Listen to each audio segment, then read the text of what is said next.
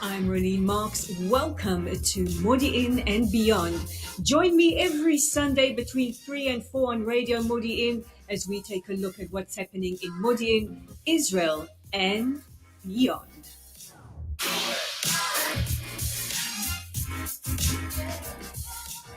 I'm Rubin Marks. It's not Sunday, but it's Tuesday. It's a day of balagan across the country, so that's why we are slightly delayed today. And welcome to Modiin and Beyond on Radio Modiin. And you can check us out every day at www.radiomodiin.co.il.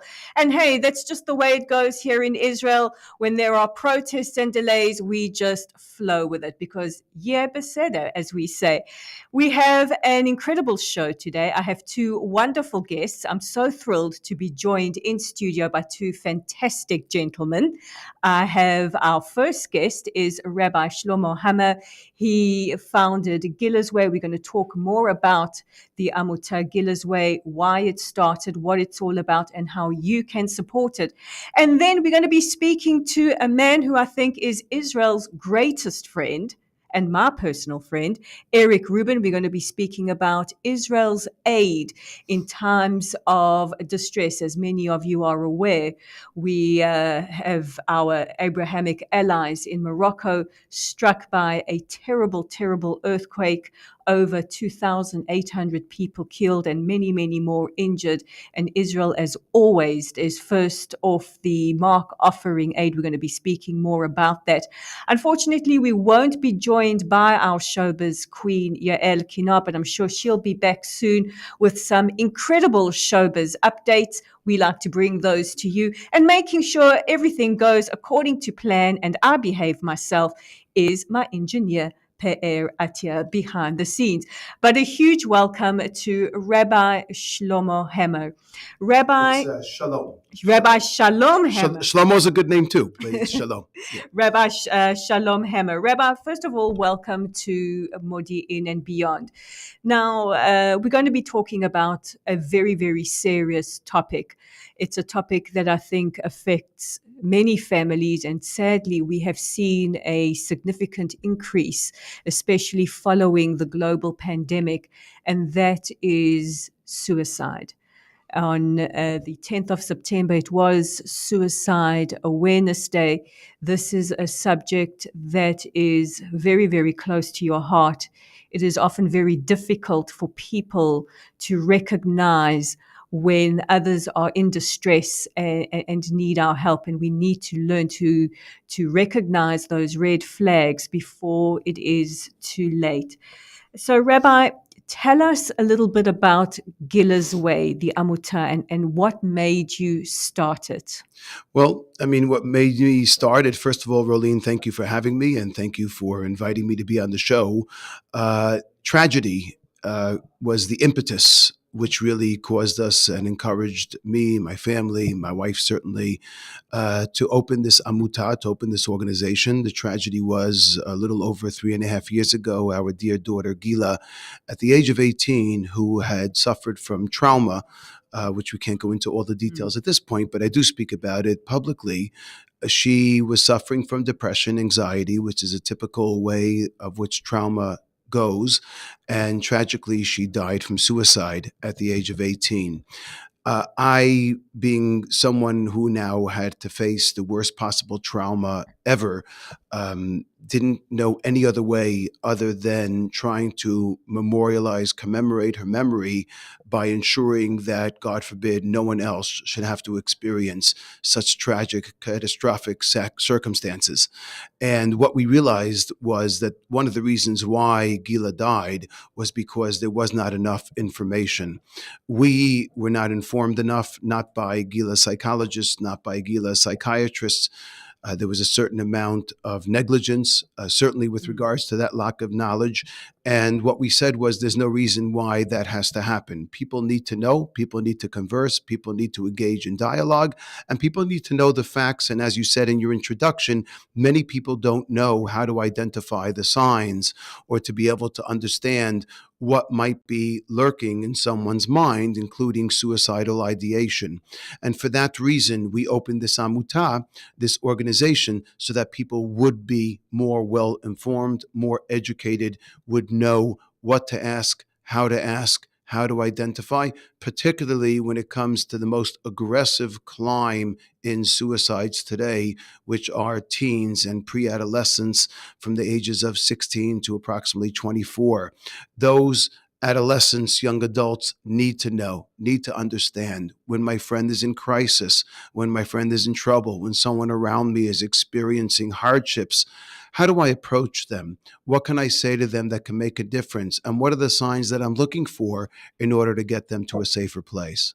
Let's talk about those signs, because often when we see somebody going through a depression or suffering from anxiety, for many people who don't understand just how severe it is, they will often say, "We'll just snap out of it." And for somebody suffering with depression, they don't know a way out of it. They go into a very, very dark place where they see no way of coming out.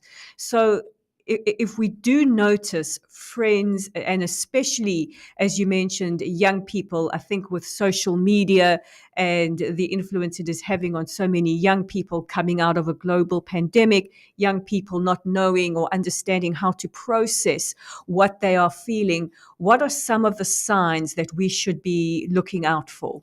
Well, you just said a very big mouthful. And two of the things that I want to point out. Number one, someone who's suffering from depression, it's exactly right what you said. There are people who will approach them. And you see, we are a society that really subscribes to seeing is believing. What we see, we believe in. What we see, we believe we can understand.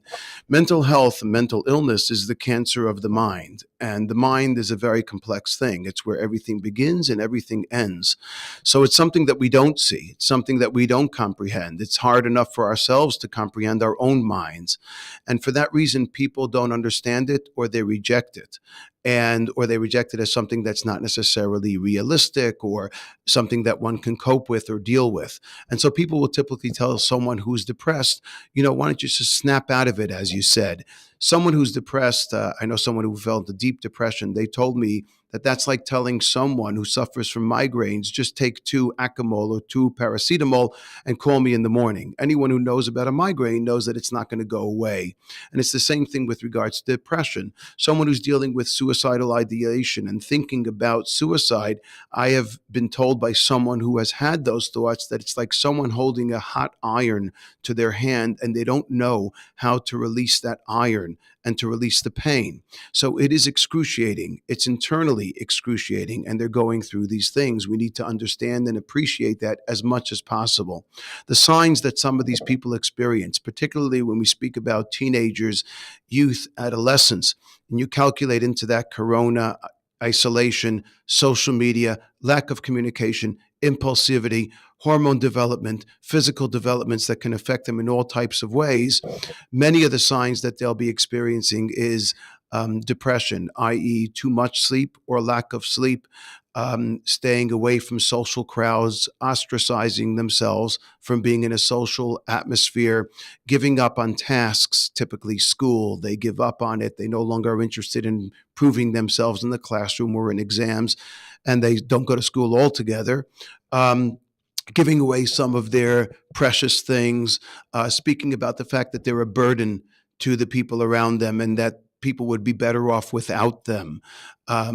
Typically neglecting themselves physically, no longer caring for themselves or manicuring themselves. That also is a sign. So many of these are suicidal signs.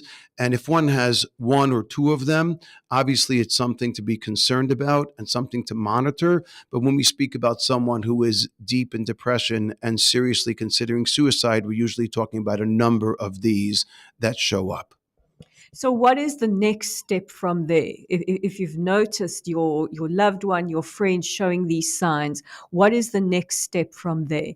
Well, what you want to do is you want to be as preventative as possible. You see, the most dangerous point that a person can reach is when they are in despair, when they feel that there's no reason left for them to live, i.e., I don't have a purpose. I don't have a meaning. I don't have what to contribute to society. Every single normal person in this world ultimately wants to know that they have worth, that they have value, that they can contribute something to the world around them. People who are suffering from mental illness, they also want that, but it's much harder for them to get there. And for that reason, it's important for us to be preventative. When we see that someone is starting to slouch or starting to grow into a little bit of a depression, sleeping too much, not socializing, isolating themselves, neglecting themselves, no longer completing tasks, speaking about the fact that they feel guilty about being here. By the way, one of the things I should mention is self-harming, which is something that we see even in 8-year-olds today. When we see that those signs are starting to develop, what the people are really doing who are suffering, they're throwing out signals to us. They're saying essentially, save me. I always remind, exactly, I need help. They're saying, save me, I need help. Please get me to a better place. So we have to be proactive and to say, okay, I see these signs are developing. Therapy, possibly psychiatry, all right, medications, reminding them of things that they do like and assisting them to get there and be involved in them so that they do once again establish purpose, hobbies that they might embrace and love, surround them with that. Social contacts, friends who might have fell off the wayside because they just feel that this person is in a bad place, they can't relate to them. Remind those friends who can be empathetic and who can be understanding, come around, speak to that person. I often tell teens and young adults, it's a big problem with social media because in the end of the day, texting and WhatsApping is not where it's at.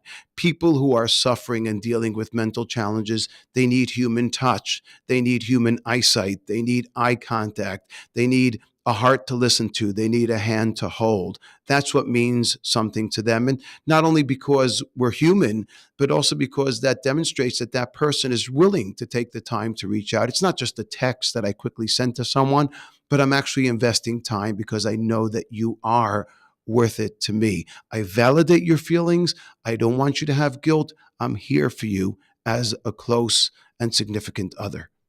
And also just to remind teenagers that social media is not reality. People show you what they want you to see. It's not real life. I often have this conversation with my husband that social media is great in terms of promoting what you want to promote, but it's also, as Lady Gaga, I think, once said, it's the latrine of the internet because it can take us to some really, really horrendous places. Now, tell us about the Amuta Gila's way. So, yeah, go ahead. Sorry, did I cut you off? You didn't cut me off. I want you to tell us about it and how Sure. people who might need help or are looking to help others may be involved, may be in touch with you. Absolutely. Well, thank God, Gila's Way has really had a wide span. By the way, I say thank God very carefully. And the reason why I say that cautiously is because the truth is, I would rather not be in business at all. I wish that we didn't have this amuta. I wish that it didn't have to exist, but unfortunately it has to because there are so many people out there who are suffering and need to be in the know in order to help their significant other get to a better place. What we offer is largely, predominantly, two things. Number one, education. We do that through a series of lectures. There's a lecture called Gila's Way, Mental Health, Awareness, and Suicide Prevention. There's a lecture called Truths My Daughter Taught Me, which I particularly target adolescents to learn about empathy and asking the people around you, hey, how are you? How can I help you? I notice that you're going through some difficult times. I'm here for you. What's up? Those questions of are you okay or how can I help can make a life-saving difference because all of a sudden it becomes a lifeline to that person. By the way, I should mention all of our programs and activities are bilingual, both in Hebrew and in English. Anyone who wants to find out about them can go to www.gilasway.com. They'll find the Hebrew website and English at the same time. We have courses One is called the Mental Health Awareness Course, the basics of mental health, the basics of depression, anxiety, eating disorders, and suicide awareness. We have a course called Navigation to Salvation, Here to Help seminar, which is specifically also targeted for adults and parents, but also for youth and teens to be able to learn and identify in a 3-part seminar course how to interact with people who are suffering, how to identify them, and how to help get them to that first step of just being in a better place. We are not therapists. We are not mental health professionals. Let that be clear. What we are very well informed, and we are instructors, and we're trying to instruct people so that they too can instruct others, so they can educate themselves and know how to help that person. So those are some of the courses and seminars we have. We have a Spread Joy Day in Gila's memory, which we do on all campuses throughout Israel, university campuses. It's an interactive exhibition we set up in the heart of the campus. We tell Gila's story, but it also are posters and billboards where people can read about the various signs, how to help someone. And then we have a CTA, a call to action, where they actually take something and can bring it to a friend who's in crisis and learn how to help that person. So there's a lot of education, but also a call to action to bring them to that step, because people have a hard time approaching someone. There's a discomfort there, and there's a certain barrier that we try to break down in order to help that person. And finally, the second focus of our organization is consultation. This is consultation not for people who are in crisis. We are not qualified to do that. We offer consultation to the significant others who are dealing with someone close to them in crisis, i.e., a spouse, a close friend, a colleague, a sibling, and certainly a child. Most of the calls I get are from parents. We have offered over the last 8 months over 60 consultations alone, which help people know how to take the first step to get that person to recovery. And by the way, many of those consultations, we have had to explain to the person that your child or your significant other is absolutely suicidal. They do not recognize the signs. They don't know. You need to get them to a hospital, or you need to ensure 24/7 that they're in a safer place because they're in danger. And we have absolutely saved lives as a result of that, and in Gila's memory. These are many of the things that we're involved with. We also disseminate these courses and seminars and lectures worldwide to communities internationally. Just came back from Australia, full lecture tour of Sydney and Perth, Australia. And in addition, I brought here today, we're running a campaign for Rosh Hashanah, which is called the Book of Life campaign. In Gila's memory, I wrote 5 children's books. They're called the Gila Spreads Joy series. I don't know if that's on the camera or not. Here we go. There are 5 different stories based on true stories that happened to her in her life and how she demonstrated empathy and kindness to the people around her, family, friends, neighborhood, people, etc. And these are beautifully animated books.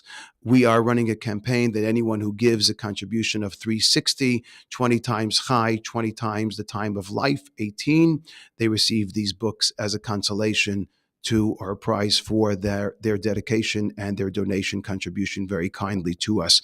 So I'd love to send you could send that link out. Certainly people who visit the website, they'll get the link immediately. It will pop up. It's gilasway.com. And we look forward to not only receiving help, but trying to help others as well, of course, and save lives. Well, those website details will be on our website and also on the replay on YouTube. I want to thank you so much, Rabbi Shalom Hammer, who started the incredible Amutah Gila's Way in memory of his daughter Gila. May her memory be blessed. Please, if you think you have somebody in your family, in your friendship circle who is in trouble, who may need help, please visit www.gilasway.com. That is www.gilasway.com for ways that you can be of help and of assistance. Let's go out there. Let's save lives. Thank you, Rabbi Hammer. We're going to take a short music break. On the other side of this, we're going to be speaking to Israel's incredible aid to the world with my friend, Eric Rubin. Thank you.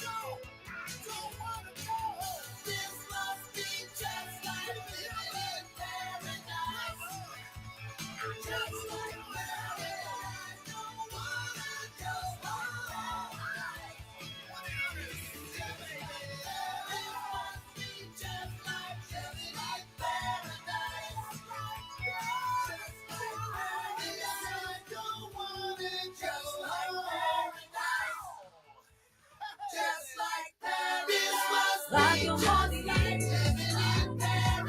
התושבים מדברים. רדיו מודיעין, התושבים מדברים.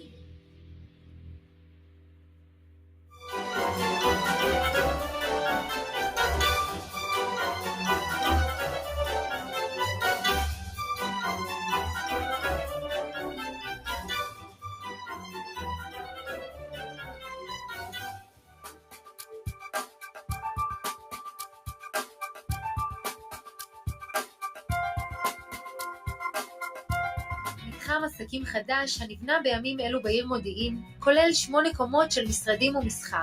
המשרדים תוכננו לניצול מרבי של החלל, עם חלונות זכוכית העוטפים את הבניין, ואפשרות חלוקה למשרדים קטנים הפונים לנוף. בעיר מודיעין. שלטק מודיעין הוא מתחם עבודה שיתופי ליזמים וחברות. בשלטק תמצאו עמדות עבודה אישיות, משרדים סגורים, חדרי ישיבות מרווחים, מרחבי הדרכה משודרגים, בקיצור, כל מה שעסק בצמיחה צריך. שלטק, עסקים שגדלים יחד. טרייד סטיישן, אפליקציית המסחר זוכת הפרסים. לסחור רק עם הטוב ביותר. אליט פלטפורמס, המקבצה הפיננסית שלכם.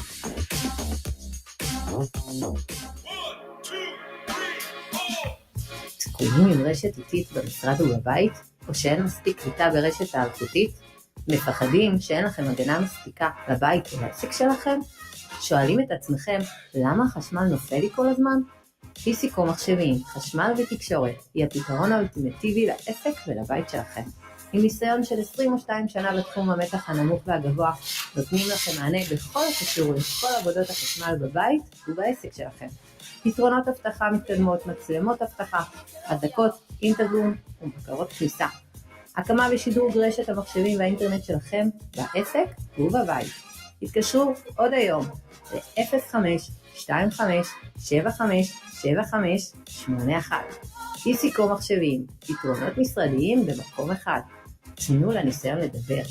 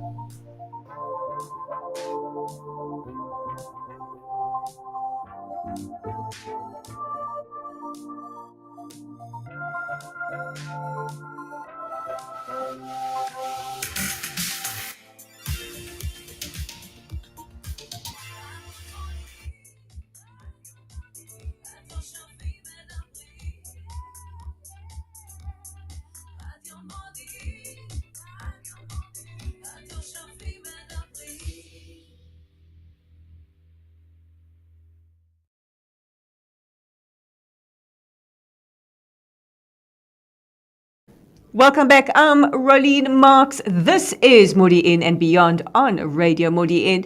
And if you want to advertise your business on Modiin and Beyond or on anybody else's show on Radio Modiin, please be in touch with us via our website at www.radiomodiin.co.il. And if you want your events read out on air, I just have a few here that I can share, some upcoming events. Don't forget the municipal elections on the 31st of October. You will be receiving your voting cards soon. Remember, you get 2 ballots, one for the mayor and one for the party. There will also be a screening of the movie J'accuse on the 22nd of October. Stay tuned for those details as well. And the Women's Empowerment in Business. We're going to get Sherry Albucher back in studio to find out more about that as well. But right now, I have been dying to get him into the studio for ages. I've specially imported him, and I think we're going to keep him. Eric Rubin, welcome to Modiin and Beyond. Can I share your titles with everybody? Please. Okay, so you are the advisory board member and partner of MENA Aid and president of Uncommon Charitable Impact. You are also very, very involved in sports diplomacy. I think that you are Israel's greatest friend and soon to be greatest asset, because wherever there is a need for positive influence and help for the state of Israel, one thing we can count on is our incredible friend, Eric Rubin. Well, thank you so much. It is way past due that I've been on this show, so thank you so much for having me. Thank you for the kind words. But I feel that way because I'm part of a community here, people like you and many of our friends who don't just think that tikkun olam is two words. It's how we live our lives. And we need to make a difference. And yeah, I think people are beginning to know that if Israel needs something, all you have to do is call Eric. And if I can make a difference, and feel so blessed that our Aliyah flight is October 30th and October 31st, municipal elections, I'll be an Israeli. Well, we cannot wait to welcome you, because I think that you are going to be Israel's greatest asset. Now, let's talk about something that we are both very, very passionate about, and that is how Israel always responds whenever there is a need for humanitarian aid. At the beginning of the show, I mentioned the horrific earthquake just south of Marrakesh in Morocco. Nearly 3,000 people have been killed. Morocco, our great Abrahamic brothers and sisters, where I think over 1 million Israelis can track our roots back to Morocco. Earlier this year, our incredible aid to Turkey and indirectly to Syria. We've even seen it in the United States at Surfside, with the only delegation outside of Israel ever to come into the United States to help. That we have to give a shout out to the commander of our National Rescue Services, Colonel Golan Vach. And now in Morocco, so many people needing humanitarian assistance. I know from the Moroccan authorities have only let 4 countries in. Israel not called for the time being, but a huge amount of humanitarian aid needed. Now tell us about MENA Aid. Yeah, so you mentioned the relief efforts in Turkey and Syria. So let me take a step back, and there's a wonderful organization called MENA 2050. For those listeners that don't know, MENA stands for the Middle East North African region. And all nations throughout this region have come together to create an organization that is really creating a partnership that is driven by hope for the future. That if we can bring prosperity and stability and hope to the region, then we could work on our other issues. Mm-hmm. But first, we all need to be humans. We all need to look out for each other. We need to make this world a better place. When the disaster struck in Syria and Turkey, MENA 2050 decided, well, let's create a sister organization or a relief part. And it was then, in the beginning of that terrible tragedy, that MENA Aid was formed and established. And it was by all those countries in the region. And like you had said, someone called me up and said, you know what, Eric, would you like to join this relief effort? And I said, of course. And so MENA Aid has Israeli NGOs. We have people in the Palestinian territories, Jordanian organizations in Egypt, Bahrain, Turkey, including the Turkish government is cooperating with us, Morocco, the Emiratis, the Bahrainis, the Saudi Arabians. So the organization comes together when there's a tragic need. And one of the issues that I know that comes up is when a disaster like this happens, people say, how can we help? Where can we donate money? But unfortunately, people take advantage of these situations, and there's they basically steal money from people and go to where it need. So what MENA Aid is, it's a collective collection of many, many NGOs all around the world, including Uncommon Charitable Impact in the United States, as well as P3 Israel. And what we do is we are collecting donations at MENA Aid, and then we are working with all of our partner organizations to understand where is that need most necessary today. But not only where is it necessary today, what are we going to need tomorrow and next week? And it's unfortunate, you talk about the deaths, but Morocco is going to be rebuilding for years. Yeah. And what we can't just do is be there today or tomorrow for them, but we need to be there for the people of Morocco until they get through this. And so what we do is, today we're very heavily focused on search and rescue operations, right? We have to save those people we can. We have to find the people that are missing. But as you know, at some point, they're going to need shelter. They're going to need food. They're going to need counseling and psychological services. And so what we're doing is we're also planning what's happening today on the ground and thinking about where it needs to go tomorrow and beyond. And so what we're able to do is collect the money, provide it to the NGOs that need it today, while we're also beginning to get supplies and aid and everything. So, for example, in the next few days, we will have trucks going all throughout Israel and the Palestinian territories collecting food, medical supplies, clothing, tents, sleeping bags, whatever we can to ship to Morocco. As you mentioned, not just in Surfside, but always, if not the first on the ground, one of the first is Israel. They're one of our partner organizations. And while Israel is not one of the first 4 countries that are on the ground in Morocco from a diplomatic standpoint, Israel was one of the first NGOs around the world to be on the ground providing relief. And they're doing search and rescue operations. Unfortunately, they're experts at it. When I say unfortunately, because these disasters happen, but it's something that Israel does an amazing job all around the world at. And our team is constantly talking. So today, we're trying to funnel as much funding as we can to Israel. In a week or two, it might be the Jordanian Aid Society that's going to be providing relief, or it may be NOLA, which is an organization that provides counseling services. So this way, what people can know is the money's coming in. We have an advisory board of NGO experts from all around the world, and particularly in the region, that are allocating the funds that come in to where it's needed the most today, tomorrow, and the future. Because what I'm hearing is that this is human to human. It transcends any political boundaries. It just transcends any geographical boundaries. And this is a great example of what can happen in the Middle East, where we do have Palestinians and Israelis cooperating, because we are recognizing at the very, very base of it all, we're humans and we make contact with each other. Now, how do we, as people who are sitting watching the news, feeling very, very helpless, how do we contribute? What can we do to help? So go to www.MENA2050.org. At the very top of the webpage now is a donate button in yellow. It'll take you to a donation page at Uncommon Giving, where you can donate. You can read about the relief efforts.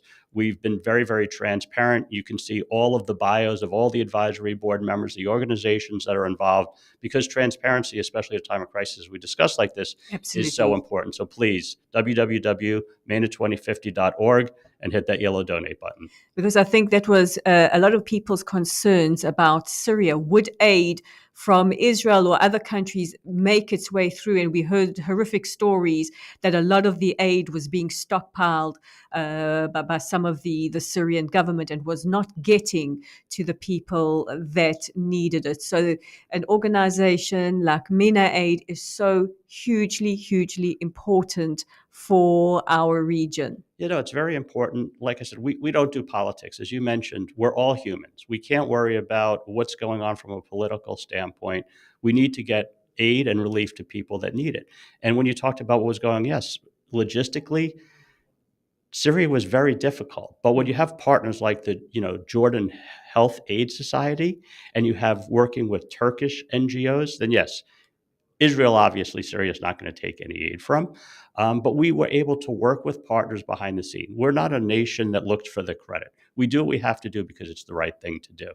An interesting story was we were trying to get medicines, Tylenol and Advil, or I guess you call them paracetamol, drugs.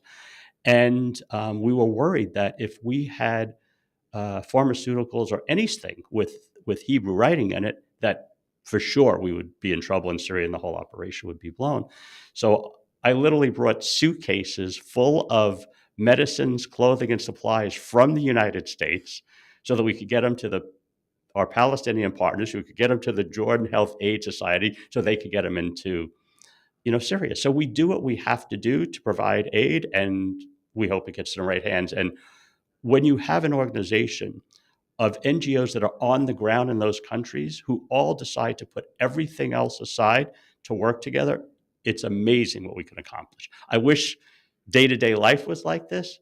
It's unfortunate that these kind of tragedies is what it takes to bring people together. But you know what? At least we come together, and we're doing it, and we've done it successfully. I hate to say that we learn from what happens each time, but Syria and Turkey was the first time that we came together as the organization to provide this kind of relief. And I think we did very, very well. We learned a lot of lessons from it. And unfortunately, now we have another tragedy in Morocco that we're dealing with.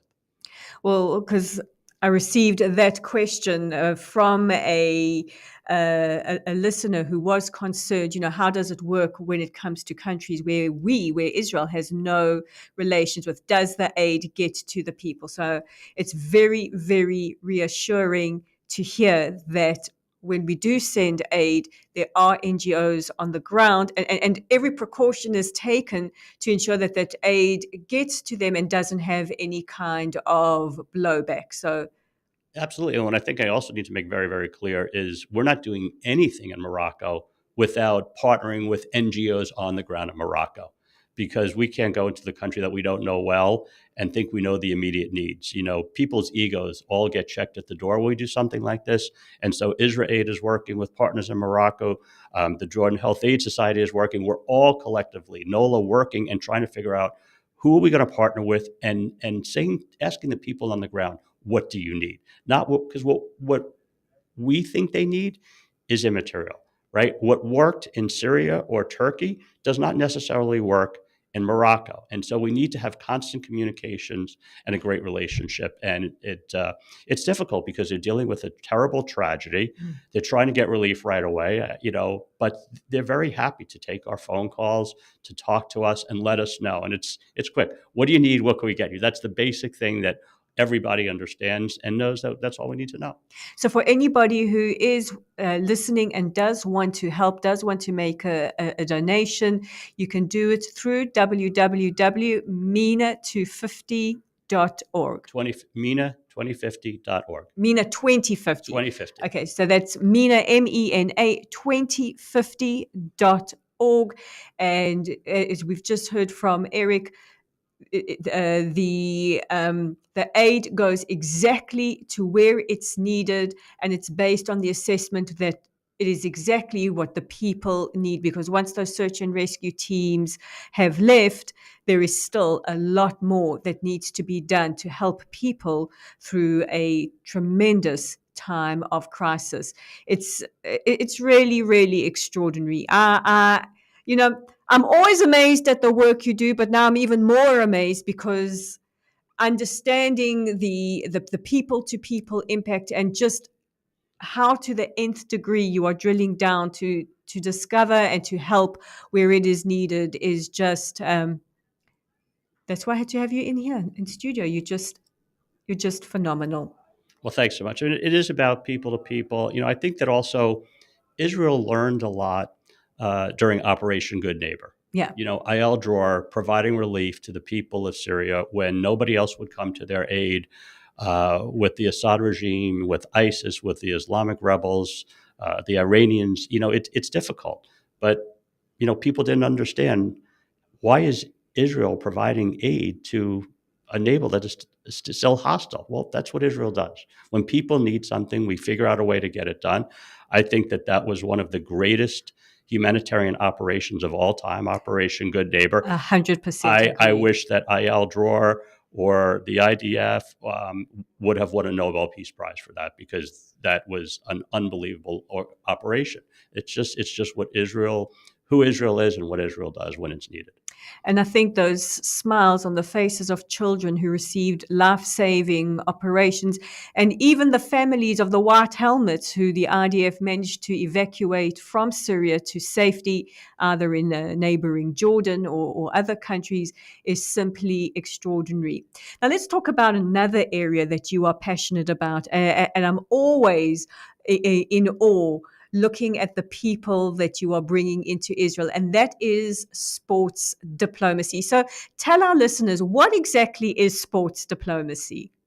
Yeah, it's a fancy term, but as we've been talking, whether it's earthquake relief or other aid that's needed, it has to be about the people, right? Again, we don't do politics, and what I found is that sports is a great way to bring people together. When you're on the pitch, hopefully you don't care if your teammate is an Arab or an Israeli Arab, if he's Christian, Muslim, or Jewish, if he's black, brown, or white. You want to play sports, Yeah. right? When you're a kid and you're growing up, you just want to have a good time and play sports.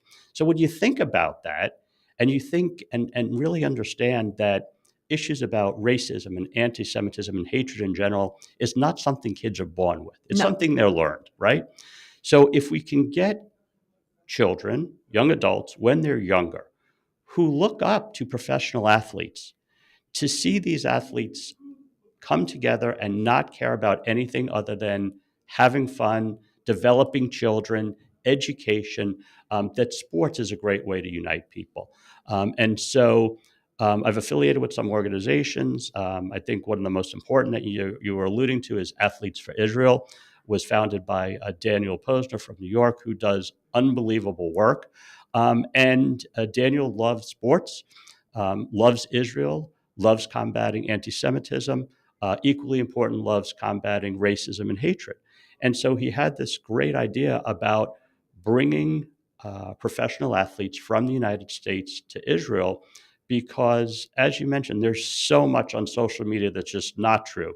Or forget social media, whether it's the news at the New York Times or CNN or MSNBC, the stories they tell are biased, and it's not the reality of Israel. So what we try to do is really multi-purpose, bring people here so they could see for themselves what Israel is really about. Okay, the best way to understand is, don't turn your TV off, turn social media off. You want to know the truth about Israel? Come here. Come to Israel. And in July, Eddie Johnson and Mark West were here on an Athletes for Israel delegation. And when Eddie went back to the United States, he went on his TV shows and his podcast, and he said to people, just go. Don't listen to what you say. Just go to Israel, because that's the only way you're going to learn. I think they had maybe not a 180-degree view, but they were able to see that most of what they see on TV is not true. And so that's one purpose. But the other purpose is, how do we bring people together? Yes. So let's take basketball, for example. We do basketball clinics. So it doesn't matter. We'll do them in Jerusalem. We'll do them in Tel Aviv. We'll come here and we'll do them in Modiin. And what you see is Jewish, Christian, Muslim children playing basketball together. We work a lot with Tamir Goodman, the Jewish Jordan, another great American Israeli who has a heart of gold that loves giving back to children. And we do a lot with basketball. And one of the things, I don't know if you've heard the story, but there's actually a Palestinian woman from Bethlehem who was the top female basketball player in the Palestinian territory. MENA is her name. And she wanted to get to the next level. So if you want to get to the next level, you go from playing basketball in the Palestinian territories. She wanted to play professional basketball in Israel. And she became the first Palestinian female athlete to play for an Israeli team. What an incredible story. It's an amazing story. And so what we also want to do is we want to promote MENA. She has put everything aside because she has a goal of someday playing in the WNBA. Okay. So now I read this story and I said, you know what? I have to reach out to MENA. I don't know how to get to MENA. I'm in the United States, so I call Sarah, one of my friends in Ramallah, and I said, do you know this story? Do you know who she is? She goes, I don't know who she is, but I'll have you her number in the morning. I wake up in the morning, I have Myrna's number. I call. I said, Myrna, look, we just want to bring children together, educate them, boys, girls, all races, all nationalities. Would you be willing to come to our basketball clinic in Jerusalem? Without a hesitation, she said yes. So you think about it, we have Tamir Goodman, an observant Jew. We have Myrna, A Palestinian a woman. Palestinian woman, and African-American professional basketball players from the United States teaching the children skills, but not just basketball skills. They also talk to them about life. What do you want to be when you grow up? But also importantly, so many children want to be a professional athlete.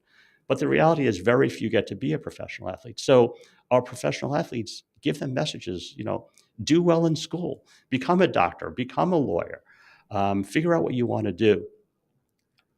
And it really helps, inspire them. I mean, one of my favorite moments of this last clinic in July was Eddie Johnson asked Myrna if she would work with him to show some drills to the kids. So here we have Myrna, this Palestinian woman from Bethlehem. Eddie's guarding her. All the kids in this particular section were Jewish. And Myrna drives to the hoop, puts a move on Eddie, scores a basket, and everybody just applauds.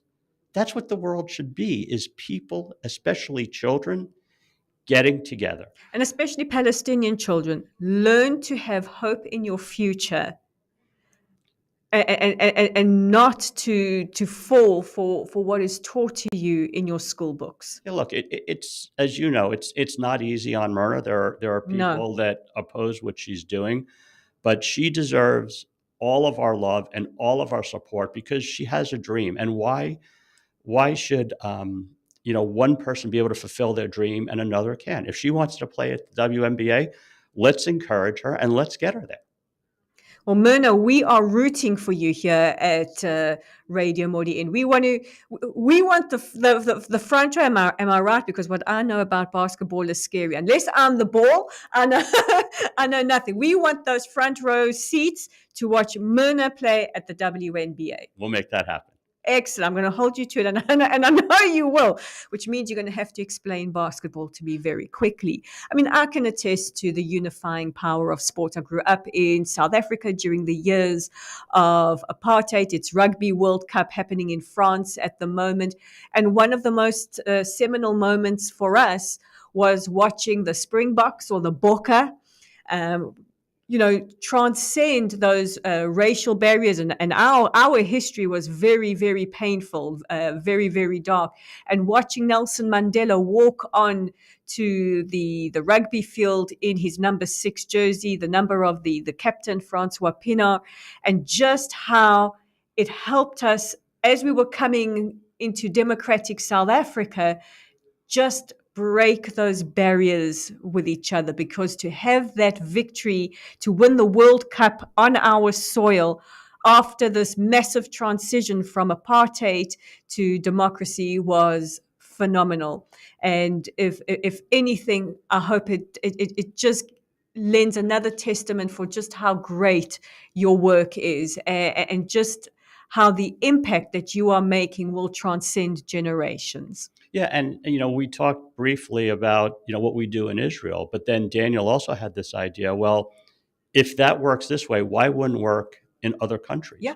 And so, for the first time ever, recently, a couple of weeks ago, we had the University of Arizona and the Kansas State men's basketball teams that were in Israel for about a week, and then Athletes for Israel.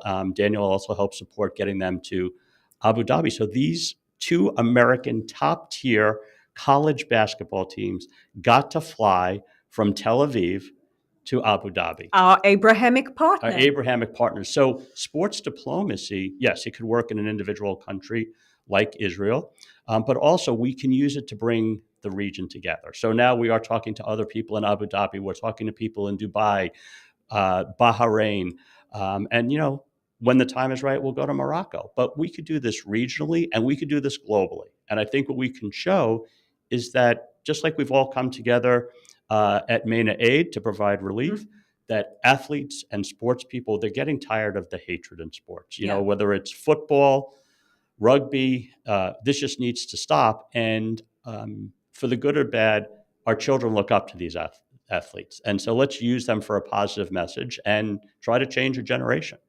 And if anybody wants to become involved or show support, how do they get in touch with you? Athletesforisrael.org. You can go to their website, MENA Aid.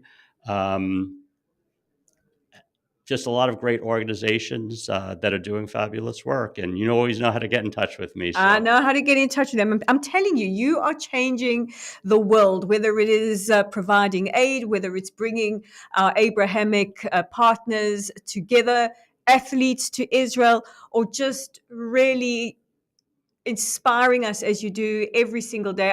I am so thrilled we finally got you in a studio. Eric Rubin, I cannot thank you enough. And I look forward to having you again and again and again to speak about more projects that you are involved with. Well, thank you again for having me. And I tell people, if you invite me, I will come. So you just invited me, Rolene. I will be back. I promise you that. Well, to use a sports metaphor, if you build it, they will come. They will come. And that's going to be it from me, Rolene Marks, on Modiin and Beyond today. What a show. A huge thank you to my guests, Eric Rubin and Rabbi Shalom Hammer of Gila's Way. A big thank you to Pe'er Atia for all his patience. And thank you to the listeners. Please can I take this opportunity to wish you all Shana Tova. Eric, Shana Tova to you and your lovely wife and family. I think this year is already off to a great start with you making Aliyah. And may this be a year of good health, of prosperity, and above all, of peace for our region. I will catch you again in the new year next week.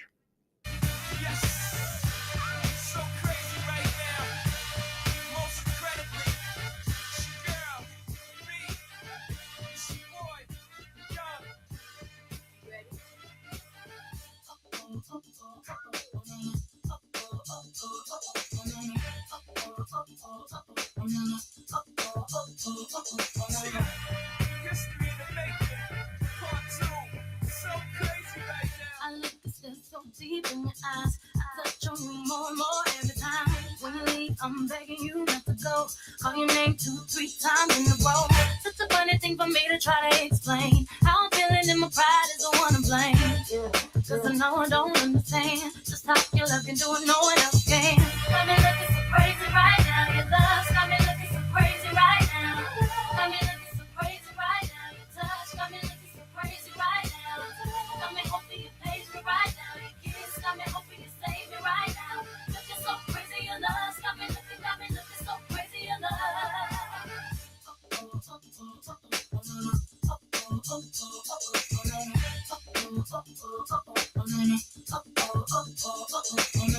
When I talk to my friends so quietly, who we think he is? Look at what you did to me.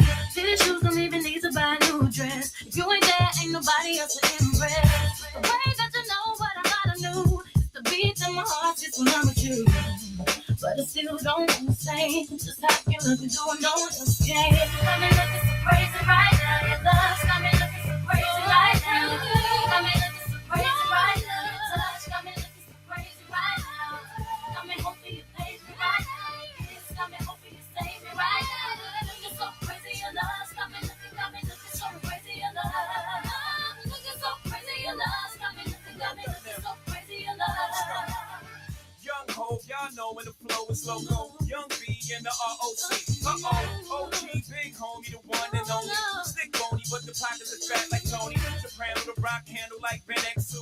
I shake bonies, man, you can't get next to. The genuine article, I do not sing though. I sling though, if anything, I bling yo. Star like Ringo, war like a Greensboro rep. Crazy, bring your whole set.